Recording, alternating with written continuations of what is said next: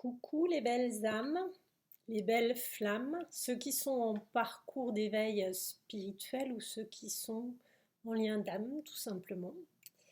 Bienvenue sur ma chaîne. Euh, Aujourd'hui, je vais vous parler de la blessure du rejet, qui est une blessure que j'ai expérimentée moi aussi et dans ma phase d'équilibrage de polarité, d'intégration de la polarité de l'autre. J'en parle maintenant, j'en parle plutôt tardivement sur mon parcours parce que je n'avais pas été confrontée à cette blessure jusqu'à présent. C'est plutôt la blessure d'abandon, de trahison et d'injustice que j'ai travaillé beaucoup sur ce parcours et plus récemment celle de l'humiliation et du rejet et de l'auto-rejet qui sont des blessures plutôt yin de runner.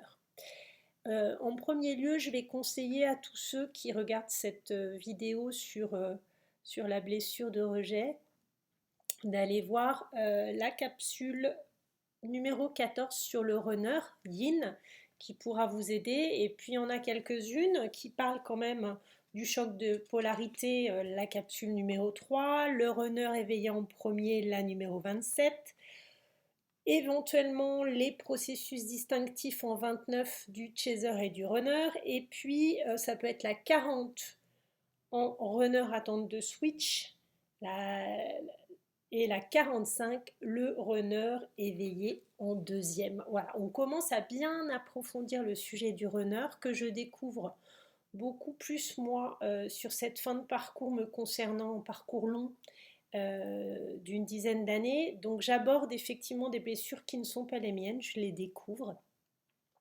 Et envie de vous dire assez rapidement, travailler des blessures, quelles qu'elles soient, c'est extrêmement compliqué. On est confronté à un ego qui veut s'affirmer et du coup vous faire porter un masque, quelle que soit la polarité yin ou yang, je le répète, chaser ou runner, puisqu'en fait, à ce stade d'expérimentation de la blessure, je me rends compte que soit on est effectivement dans une posture de combat perpétuel, si l'on est chaser, soit on est dans une posture de contournement perpétuel, si l'on est runner. Vous regarderez dans ces cas-là la capsule numéro 60 sur l'opposition de ces deux postures, mais aujourd'hui la blessure de rejet, comment ça fonctionne?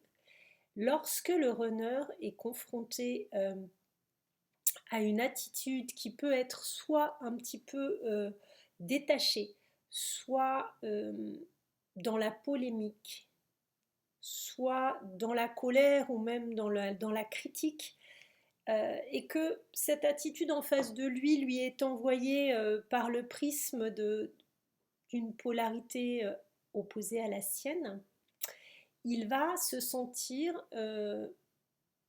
attaqué, agressé, mais d'une autre manière qu'en frontal. Ça peut être d'ailleurs par une polarité qui est la sienne, mais en tout cas on lui renvoie cette critique de sa qualité, de ses capacités, de son incompétence et aussi peut-être de sa faiblesse.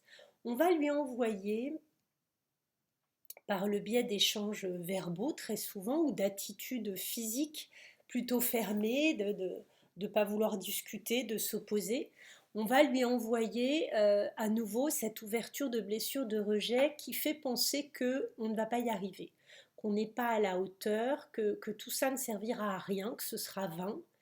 Euh, Effectivement, le runner a une énorme peur de ne plus être aimé, d'être laissé pour compte, d'être oublié, d'être pas assez beau, pas assez intelligent, pas assez bien, pas assez maître de lui, pas assez courageux, pas assez fort, pas assez complet, pas assez puissant.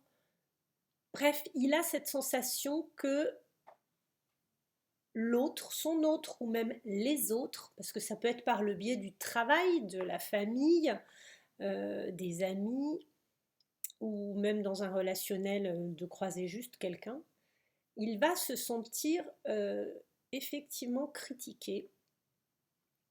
Et ça peut être dans une phrase aussi anodine que je n'ai pas besoin de ta collaboration, je n'ai pas besoin de ton aide, je n'ai pas besoin de tes compétences, je me débrouillerai tout seul, ça vaut mieux, ou je préfère faire comme si. Dans mon cas, je vais vous donner un exemple très précis. Je l'ai expérimenté, ne serait-ce que par le biais de cette chaîne. Et je remercie les quelques-uns peut-être qui ont interagi pour ça.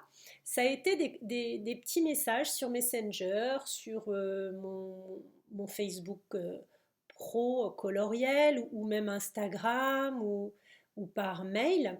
On me contacte, on me pose des questions très souvent parce que ce sujet des liens des liens spirituels particuliers, des liens d'âme, génère beaucoup de questions. On m'envoie des commentaires où on me dit est-ce que je peux vous poser des questions. Je réponds bah, j'y répondrai si je le peux, si c'est utile pour vous, si c'est le bon moment, et puis si effectivement j'en ai la possibilité, puisque je commence à avoir beaucoup d'abonnés.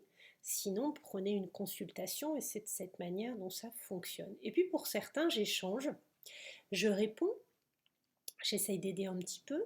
Et puis au moment où on convient d'une consultation, que ce soit en hypnose, en accompagnement flamme jumelle ou encore en lithothérapie, quel que soit le suivi thérapeutique dont la personne a besoin, après plusieurs échanges, soit la date est annulée, soit il n'y aura pas de suite, soit la personne n'est plus disponible, soit elle a décidé que sa guidance lui envoie qu'elle doit travailler toute seule.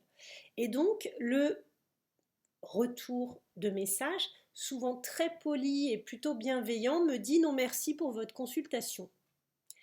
Et au début, je ne savais pas comment intégrer ça parce que en tant que chasseur, ça m'aurait mis en colère et j'aurais dit mais pourquoi tu veux pas, mais qu'est-ce qui va pas, pourquoi j'ai mal répondu, qu'est-ce que j'ai fait, qu'est-ce que j'ai dit, reprenons là où j'ai failli et puis on avance. Sauf qu'avec ma nouvelle posture d'intégration de l'énergie plus douce féminine, eh bien, d'abord, je reste sidérée, c'est-à-dire que je ne comprends pas pourquoi la personne se désengage. Je me sens repoussée et je me dis, mais j'ai pas trouvé les bons mots, le bon ton, la bonne approche, je n'ai pas créé de confiance, je n'ai pas été assez douée, assez bonne. Et puis clairement, soit la personne me dit je vais me débrouiller, soit la personne me dit je suis accompagnée par quelqu'un d'autre, soit la personne me dit oui j'ai interrogé un tel, éventuellement des gens très connus. Et puis ça me renvoie que bah, je suis différente, que ma chaîne est différente, que mes réponses sont différentes, que je passe beaucoup de temps bénévolement pour répondre à chacun de vous, que je fais aussi des consultations gratuites parce que je le souhaite et parce que ça vibre en moi et qu'on me l'envoie comme ça, et que peut-être mais je n'ai pas la bonne approche. C'est-à-dire je me remets en question, mais non pas avec une force de contrôler, de me bagarrer, d'agresser, plutôt avec un recroquevillement sur moi.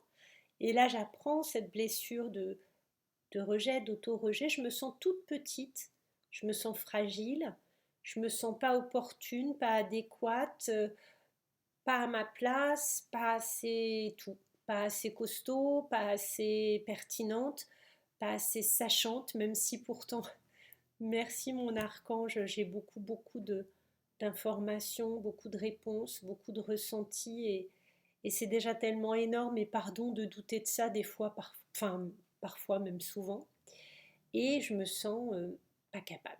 Je me sens pas capable, et alors là se met en place un vide énorme en moi. Et je me sens ballottée sur un radeau, et devant il y a de l'eau à perte de vue, et derrière il y a de l'eau à perte de vue. Je ne vois plus aucun continent, plus aucune euh, côte sur laquelle me poser. Je me sens ballottée, et en moi c'est du vide, c'est de l'incapacité à intégrer ces difficultés, c'est de l'impossibilité à gérer les choses. Voilà, je bloque, Je bloque avec une grande panique, avec aussi une volonté d'échapper à ça en ne répondant pas tout de suite, en ne finissant même peut-être pas le message et en me donnant du temps demain ou après-demain pour répondre, en ne croyant plus en moi, en doutant même de certaines choses que j'avais réussi à acquérir dans cette confiance, dans cette complétude, dans cette estime. Je retombe quelques barreaux plus bas sur mon échelle d'ascension spirituelle et mon parcours d'éveil. Je me sens laminée par cette vague de fond, je me sens menacée, perturbée, une poussière sur cette terre et tout vole en éclats. Une grande, grande, grande peur de mal faire, de ne pas trouver les mots, de ne pas trouver le ton juste. Et je vais me prostrer dans un coin pendant quelques jours et je ne regarde plus ce message avant de pouvoir répondre parfois avec à nouveau bienveillance, ancrage, assurance ou réassurance. Et je vais mettre plusieurs jours à retrouver mon équilibre, ma confiance, ma sérénité et ma capacité à me dire mais c'est ton ego. C'est comme si tu mettais un masque à ce moment-là de personne qui va bien parce qu'en vrai à l'intérieur de toi tu es pris dans un ascenseur émotionnel complètement chamboulé par cette sensation, cette émotion, dans l'incapacité en plus à mettre des mots, à la comprendre et à le régler, parce que le comprendre c'est déjà très bien, mais à le régler, et vraiment ballotté, mais avec une puissance, envie de pleurer, envie de se recroqueviller, envie de disparaître. Cet intense ressenti de n'être rien, de ne pas avoir d'action possible, d'être inutile et d'être tout petit amène une notion de soi où on ne veut même plus se voir, même plus se regarder, même plus croiser son image, même plus une sensation dévastatrice que j'ai pu expérimenter. Et là, plusieurs jours avant de remonter et d'aller mieux. Et on se déteste. On se déteste de ne pas pouvoir agir, on se déteste de ne pas pouvoir retrouver de l'assurance et de la force, on se déteste de ne pas être capable de parler de ce que ça provoque en nous et de cette sensation de ne plus avoir le pouvoir de soi. On se déteste de ne même pas pouvoir dire pour le moment, je suis incapable de revenir vers vous, vers toi, je suis incapable de formuler quelque chose de cohérent parce que ma communication est mise à mal, mais ça va revenir, pas de souci, et je vais pouvoir mettre des mots. Pour le moment, c'est comme ça, on peut même pas. Donc, grande sensation de vide, grande sensation de danger, énorme trou abyssal. Euh, Cela ramène à une incapacité à passer l'étape. C'est comme une sorte de parcours accrobranche et puis effectivement la dernière traversée où on est accroché à la poulie et on y va, à la tyrolienne, refus d'obstacle. Et je voulais vous dire, les runners, puisque on va considérer que je suis un ex-chaser maintenant qui intègre cette polarité yin, je voulais vous dire combien cela m'a paru, même quelques jours seulement, à vivre, à découvrir pour que je puisse mieux aider chacun de vous, puisque c'est pour ça que je vis aussi des blessures qui ne sont pas les miennes et que je les conscientise. Pardon parfois d'avoir, pour certains yang, douté de l'intensité des blessures, de la difficulté, et de imaginer que le fait de ne pas toujours être connecté assouplit ces difficultés-là, gomme, atténue, planque certaines de ces difficultés, puisque oui, le rejet et l'auto-rejet sont des blessures terrifiantes. Et même si au bout de quelques jours, je suis remontée dans une forme de stabilité émotionnelle, j'étais tellement estomaquée de ce qui venait de se passer que j'ai mieux compris pourquoi on fait des loopings et qu'on revient quand on est mieux. Donc j'avais envie de dire pardon, pardon, pardon. Pardon d'avoir douté parfois. Pardon pour chacun de vous, euh, runners, qui vivez ça régulièrement, de ne pas être toujours en mesure de le comprendre, d'où cette capsule, parce que ça fait partie de quelque chose d'extrêmement difficile à vivre, à communiquer, à surmonter, à intégrer. Euh, je vous remercie pour tous vos commentaires qui pourront euh, donner des explications sur cette blessure que je découvre moi depuis quelques semaines seulement maintenant. Merci effectivement de vous abonner, de commenter et d'échanger, de partager entre vous parce que cette communauté, elle est là aussi pour ça. C'est tout ce qui fait l'intérêt de ces outils que je vous donne. C'est aussi la bienveillance dans les commentaires, le côté positif, la tolérance lorsqu'on ne connaît pas forcément comment l'autre fonctionne. Je trouve formidable de pouvoir accueillir déjà, d'ouvrir grand et de se dire je découvre, j'apprends. Et je suis là tous les jours pour apprendre, donc au lieu de couper à la serpette ou de me planquer en disant non, non, non, non, non, j'ouvre ma conscience, j'intériorise ce qui m'est dit, je remercie et j'accueille. Et vivre cette blessure ou la voir chez son autre, c'est quelque chose qui vous apprendra toujours beaucoup sur vous-même ou sur votre autre. Merci les belles âmes, les belles flammes d'exister, d'être là, d'être abonnés. Je vous souhaite une très très très jolie après-midi. Je vous dis à bientôt.